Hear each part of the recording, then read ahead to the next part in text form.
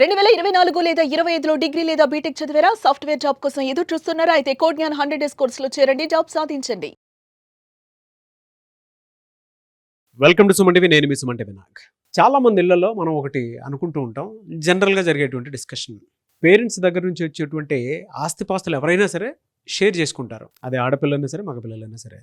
Parents దగ్గర నుంచి వచ్చేటువంటి అప్పుని ఆల్మోస్ట్ కొంతమంది ఏంటంటే అంటే కొన్ని ఫ్యామిలీస్లో మగపిల్లలు మాత్రమే షేర్ చేసుకుంటూ ముందుకు వెళ్ళిపోతూ ఉంటారు. అంటే పేరెంట్స్ చేసినటువంటి ఏవైతే అప్పులు ఉన్నాయో వాటిని తీర్చడం కోసం. ఆడపిల్లకు కూడా హక్కు ఉందా, ఉంటే ఏ విధంగా ఉంటుంది, చట్టాలు అటువంటి వాటికి ఏం చెప్తున్నాయి అనేది ఈరోజు మనతో పాటు హైకోర్టు అడ్వకేట్ అలగర్ర రవీంద్రనాథ్ గారు ఉన్నారు.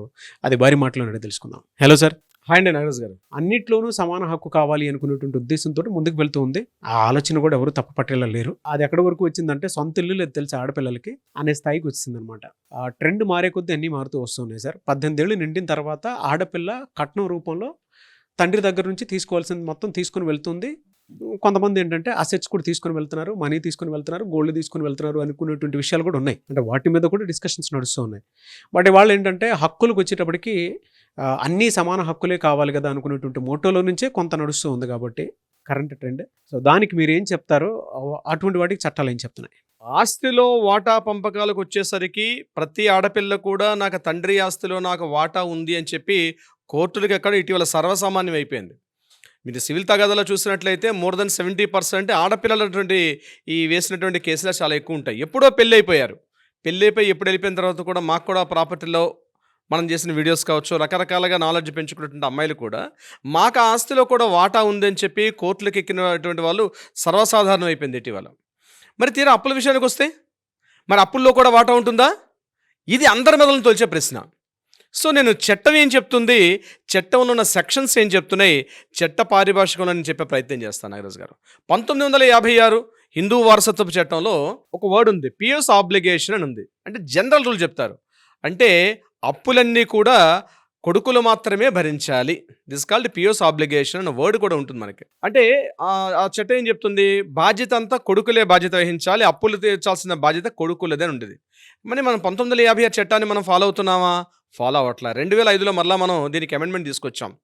ఆడపిల్లలకు కూడా ఆస్తిలో సగభాగం ఇవ్వాలి అని చెప్పి కూడా మనం ఒక చట్టాన్ని తీసుకొచ్చాం. 56 చట్టంలో ఇప్పుడు నేను చెప్పినట్టుగా పిఎస్ ఆబ్లిగేషన్ అనే వర్డ్ ఉన్నప్పటికి కూడా 2005లో అమెండ్మెంట్ చేసుకున్న ప్రకారం ఏంటంటే ఆడపిల్లలకు కూడా అందులో వాటా ఇవ్వాలి. ఎంత వాటా ఇవ్వాలి?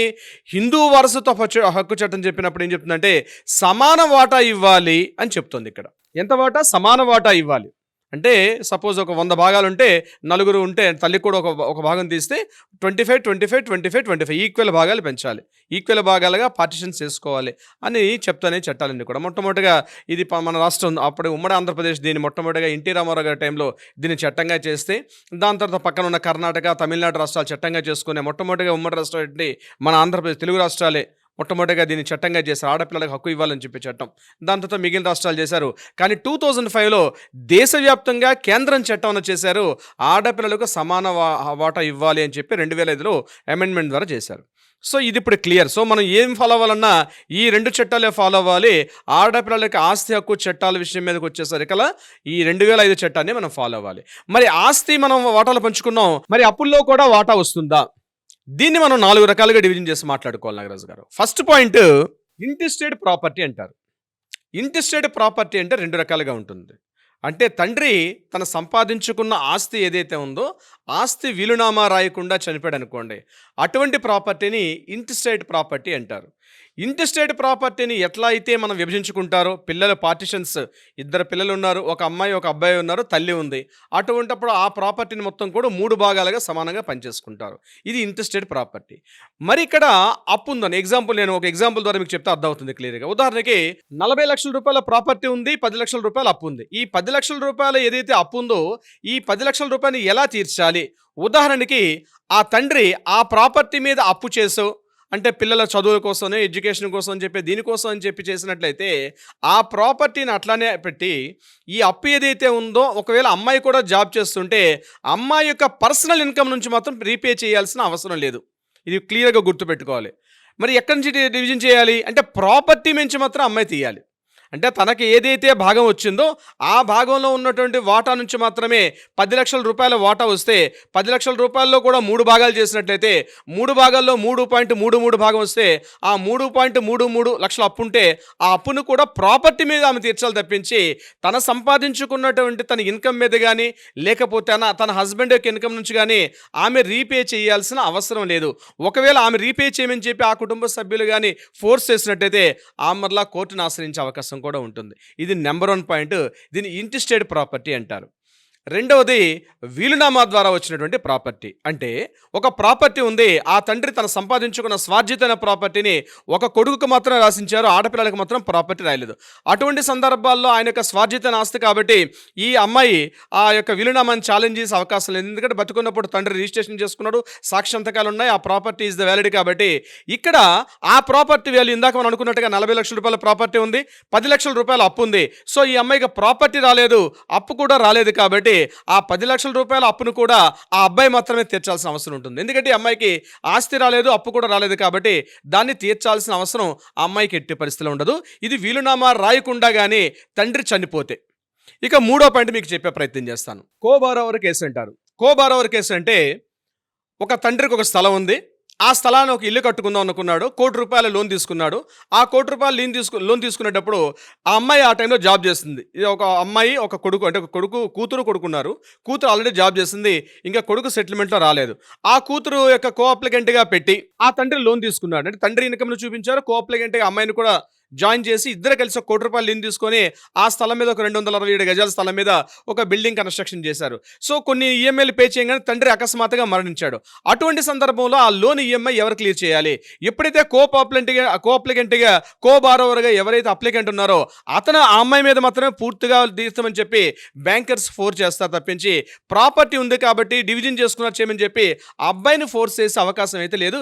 ఇది కో-బారోవర్ కేసు అంటారు. ఇది కూడా చాలా ఇంపార్టెంట్ పాయింట్. అది ఇక 4వ పాయింట్ HUF నెసెసిటీ కేసు అంటాం దీన్ని. అంటే హిందూ అన్డివిడెడ్ ఫ్యామిలీ, అంటే హిందూ అవిభాజ్య కుటుంబాలు, అంటే జాయింట్ ఫ్యామిలీలో ఉన్నారు. ఆ యొక్క జాయింట్ ఫ్యామిలీలో ఉన్నటువంటి తండ్రి తన వాటాగా తన పార్టిషన్కి ఏదైతే వచ్చిందో దాని మీద అతను లోన్ తీసుకొని తన కుటుంబ ఖర్చుల నిమిత్తం, తన పిల్లల చదువు నిమిత్తం కానీ ఇతరత్రా ఏదైనా చేసి ఒక లోన్ తీసుకొని ఆ లోన్ తీర్చకుండా తండ్రి చనిపోయాడు. ఇది మాత్రం అన్డివైడెడ్ ఫ్యామిలీ, ఆ ప్రాపర్టీ జాయింట్ ఫ్యామిలీ ఉంది. ఆ జాయింట్ ఫ్యామిలీ మాత్రం ఎసెట్ ప్రాపర్టీ ఎక్కడుంది, తన పాటు తీసుకోవడానికి అవకాశం లేదు. అది హిందూ HUF ఫ్యామిలీలో ఉండిపోయింది. అటువంటి సందర్భాల్లో ఈ లోన్ ఎవరు తీర్చాలి? మరి అమ్మాయి తీర్చాలా, అబ్బాయి తీర్చాలా? తప్పనిసరిగా అమ్మాయి అయినా సరే, అబ్బాయి అయినా సరే తండ్రి చేసినటువంటి లోన్ తీర్చాల్సిన అవసరం లేదు. వాళ్ళ పర్సనల్ శాలరీ దగ్గర నుంచి కానీ వాళ్ళ పర్సనల్ బిజినెస్ నుంచి కానీ తీర్చాల్సిన అవసరం లేదు. హిందూ HUF ఫ్యామిలీలో అన్డివైడెడ్ ఫ్యామిలీలో ఏదైతే ప్రాపర్టీ ఉండిపోయిందో ఆ ప్రాపర్టీ నుంచి మాత్రమే రికవరీ చేసి అక్కడ బ్యాంక్కి లోన్ కట్టాలి తప్పించి వాళ్ళ పర్సనల్ ఏదైతే ఉంటుందో దాని నుంచి తీర్చాల్సిన అవసరం లేదు అని చెప్పి చట్టాలు క్లియర్గా చెప్తుంటాయి. సో జనరల్గా రూల్ ఎలా ఉంటుంది? ఇప్పుడు నేను చెప్పిన 4 పాయింట్స్ కాకుండా జనరల్ రూల్ మాట్లాడుకుంటే తండ్రి చేసినటువంటి ఆస్తి ఏదైతే ఉందో ఆస్తిలో అమ్మాయిలు వాటాకు వస్తారు, అప్పులు మాత్రం కొడుకులు మాత్రమే భరించాలి. నేను చెప్పినట్టు పిఎస్ ఆబ్లిగేషన్ ఉంటుంది. కానీ వేరేజ్ ప్రతి కేస్ టు కేస్, ప్రతి పాయింట్ టు పాయింట్ సిచ్యువేషన్ బట్టి కూడా మారిపోతుంటాయి. కొన్ని సందర్భాల్లో అమ్మాయిలు కూడా బేర్ చేయాల్సిన పరిస్థితి వస్తుంది, కొన్ని సందర్భాల్లో అమ్మాయిలు బేర్ చేయాల్సిన పరిస్థితి ఉండదు. ఇది కేస్ టు కేస్ మారిపోద్ది. ఇప్పుడు నేను మాత్రం చెప్పిన ఒక ఎగ్జాంపుల్గా 4 పాయింట్లు చెప్పాను. మనం మాట్లాడుకుంటూ వెళ్తే నాగరాజు గారు ఇంకొక 15 నిమిషాలు మనం మాట్లాడుకోవచ్చు. ఇంకొక 10 పాయింట్లు కూడా యాడ్ అవుతాయి ఇందులో మనకి నాగరాజు గారు. దీనికి సంబంధించి ఎవరైనా సరే అండి, బ్రదర్స్ సిస్టర్స్ ఎవరైనా సరే, ఈవెన్ అప్పులైనా సరే సరి సమానంగానే షేర్ చేసుకోవాలి అనుకునేటువంటి కొన్ని టర్మ్స్ అండ్ కండిషన్స్లో మీ దాకా రావాలి అనుకునేటువంటి వాళ్ళు ఉంటారు. వాళ్ళు మిమ్మల్ని అప్రోచ్ అవ్వాలంటే ప్రాసెస్ ఏంటి? తప్పనిసరిగా నాగరాజు గారు దీనికి సంబంధించి చాలా సెన్సిటివ్ మ్యాటర్స్ ఇవన్నీ కూడా. ఇళ్లలో చాలా గొడవలు అవుతుంటాయి. రీసెంట్గా నా దగ్గరకు వచ్చే కేసులు కూడా అదే విషయంలో. సో దీనికి సంబంధించి ఏమైనా అనుమానాలు, డౌట్లు, సందేహాలు, సూచనలు కావాలంటే తప్పనిసరిగా కింద స్క్రోల్ అవుతున్న నెంబర్ని కాంటాక్ట్ చేయండి. మన లీగల్ టీం మీకు అప్రోచ్ అవుతారు. కాంటాక్ట్ చేయండి లేదా వాట్సాప్ చేయండి. దీనికి సంబంధించి కోర్టుల్లో ఏదైనా వివాదాలు ఉంటే వాటికి పరిష్కారం అయ్యే దిశగా కూడా కలిసి ప్రయత్నం చేద్దాం. థ్యాంక్ యూ సో మచ్ అలగ Ravindranath garu. Thank you so much Nagaraj garu. Anyways ఎవరైనా సరే మీరు గనక ఇటువంటి సమస్యను ఫేస్ చేస్తూ ఉంటే అలగిరి రవీంద్రనాథ్ గారు హైకోర్టు అడ్వకేట్, ఆయన గనక మీరు సంప్రదించాలనుకుంటే స్క్రీన్ మీద మీ కాంటాక్ట్ నెంబర్ కనిపిస్తుంది. దాన్ని మీరు కాల్ ఆర్ మెసేజ్ వాట్సాప్ చేసి వెంటనే అపాయింట్మెంట్ బుక్ చేసుకోండి. ఈ వీడియో లైక్ షేర్ మాత్రం తప్పకుండా చేయండి. ఇలాంటి మరిన్ని వీడియోస్ కోసం మా ఛానల్ ఫాలో అవ్వండి. Thank you. సుమన్ టీవీలో మీ పర్సనల్ అండ్ బిజినెస్ ప్రమోషన్స్ కోసం కింది నెంబర్కి కాంటాక్ట్ చేయండి.